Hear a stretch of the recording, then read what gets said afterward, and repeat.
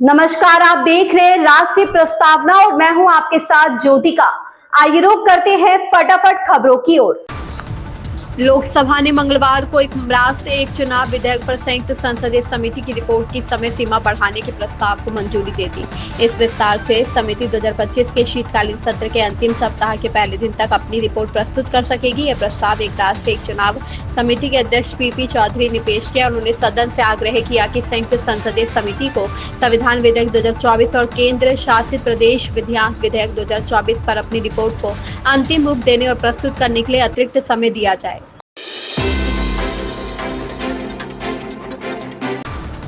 पाकिस्तान के सेना प्रमुख असीम मुनीर की परमाणु धमकियों पर तीखी प्रतिक्रिया देते हुए AIMIM अध्यक्ष असदुद्दीन ओवैसी ने मंगलवार को कहा कि भारत के खिलाफ इस्तेमाल की गई भाषा निंदनीय है। उन्होंने कहा कि अमेरिकी धरती से यह टिप्पणी करना स्थिति को और खराब करता है। असदुद्दीन ओवैसी ने प्रधानमंत्री नरेंद्र मोदी के नेतृत्व वाली सरकार से राजनीतिक प्रतिक्रिया के साथ जवाब देने का आग्रह किया।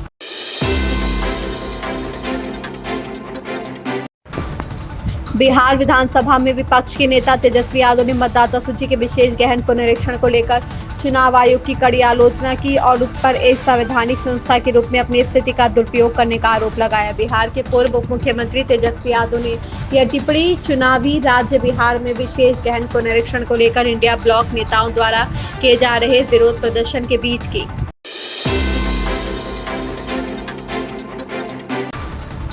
मिथुन चक्रवर्ती ने मंगलवार को सिंधु जल संधि में बदलाव को लेकर बिलावल भुट्टो जरदारी की भारत को दी गई नई धमकी पर पलटवार किया। कोलकाता में पत्रकार से बात करते हुए अभिनेता से नेता बने इस अभिनेता ने कहा, अगर ऐसी बातें करते रहेंगे और हमारी झोपड़ी सनक गई तो फिर एक के बाद एक ब्रह्मोत्सव चलेगा। व्यंग्यात्मक लहजे में चक्रवर्ती ने आगे कहा, हमने एक ऐसा बांध बनाने के बारे में भी सोचा है जहां 140 करोड़ लोग पेशाब करेंगे, उसके बाद हम बांध खोल देंगे और सुनामी आ जाएगी। मुझे पाकिस्तान के लोगों से कोई शिकायत नहीं है, मैंने यह सब उनके लिए कहा है।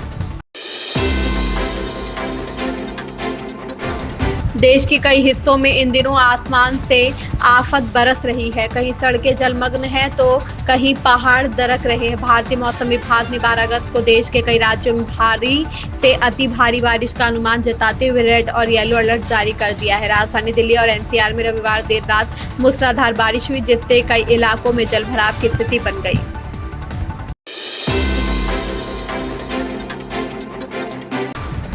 भारत में इजरायल के राजदूत रूबेन अजार ने मंगलवार को कांग्रेस सांसद प्रियंका गांधी पर निशाना साधा। प्रियंका गांधी ने कांग्रेस सांसद की उस पोस्ट को लेकर एक्स पोस्ट की जिसमें इजरायल शासन द्वारा फिलिस्तीन में नरसंहार और चल रहे संघर्ष के दौरान गाजा में लाखों लोगों के भूखे मरने का खतरा होने का दावा किया गया था। उन्होंने पोस्ट में लिखा, इजरायली राज्य नरसंहार कर रहा है। उसने 60,000 से ज्यादा लोगों की हत्या की है, जिनमें 18,430 बच्चे थे। उसने सैकड़ों लोगों को भूख से मार डाला है, जिनमें कई बच्चे भी शामिल हैं और लाखों लोगों के भूखे मरने का खतरा है।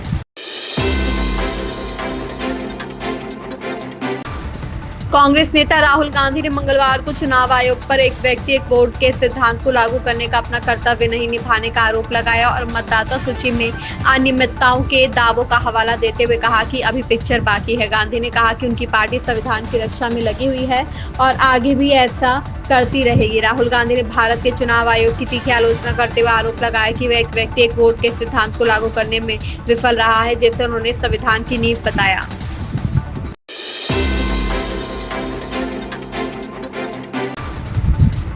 विदेश मंत्रालय ने मंगलवार को घोषणा की कि भारत सिंगापुर मंत्री स्तरीय गोलमेज सम्मेलन का तीसरा दौर बुधवार को नई दिल्ली में होगा, जिसका उद्देश्य दोनों देशों के बीच द्विपक्षीय संबंधों को और विस्तारित एवं प्रगाढ़ बनाना है। मीडिया रिपोर्ट के अनुसार यह उच्च स्तरीय चर्चा सिंगापुर के प्रधानमंत्री लॉरेंस वोंग की अगले महीने संभावित भारत यात्रा से पहले हो रही है।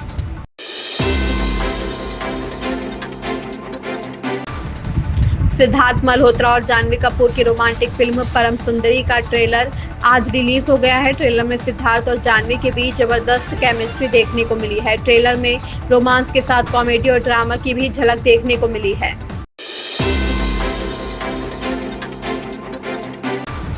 मुख्यमंत्री रेखा गुप्ता ने विधानसभा के मानसून सत्र को ऐतिहासिक बताते हुए अपनी सरकार की उपलब्धियां गिनाई। उन्होंने कहा कि 5 महीनों में 3 बड़े विधेयक पारित कर जनता को राहत दी, जबकि पिछली आप सरकार ने इसी अवधि में केवल 14 विधेयक पास किए। केजरीवाल सरकार ने भ्रष्टाचार और नौटंकी के अलावा कुछ नहीं किया। इन खबरों में बस इतना ही। बने रहिए राष्ट्रीय प्रस्तावना के साथ।